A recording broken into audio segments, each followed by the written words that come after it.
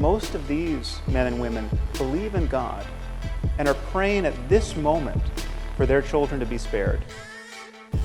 And their prayers will not be answered.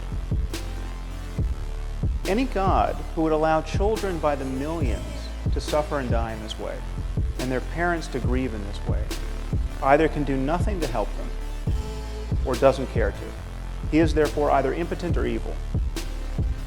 Most of these people, many of these people certainly, will be going to hell because they're praying to the wrong God. Just think about that.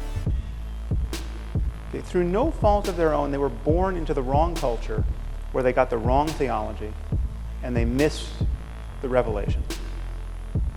Okay, there are 1.2 billion people in India at this moment. Most of them are Hindus, most of them therefore polytheists. So God created the cultural isolation of the Hindus. Okay, He engineered the circumstance of their deaths in ignorance of revelation. And then He created the penalty for this ignorance, which is an eternity of conscious torment in fire. Okay, on the other hand, on Dr. Craig's account, your run-of-the-mill serial killer in America, okay, who spent his life raping and torturing children, need only come to God, come to Jesus on death row. And after a final meal of fried chicken, he's going to spend an eternity in heaven after death. Okay. One thing should be crystal clear to you. This vision of life has absolutely nothing to do with moral accountability.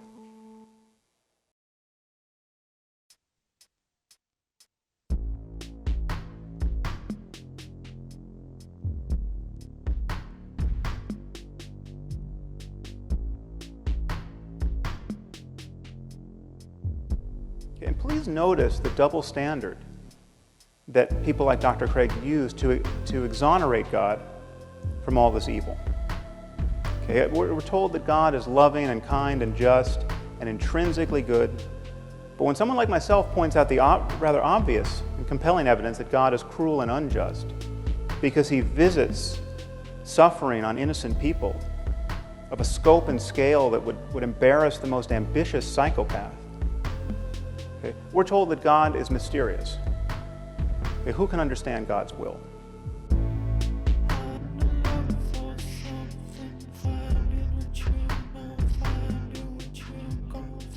You know, something good happens to a Christian. He feels some bliss while praying, say, or he sees some positive change in his life, and we're told that God is good.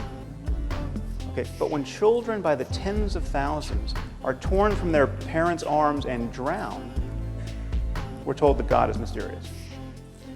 Okay, this is how you play tennis without the net.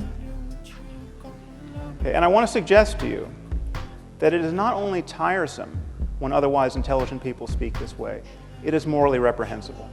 This kind of faith is really the perfection of narcissism.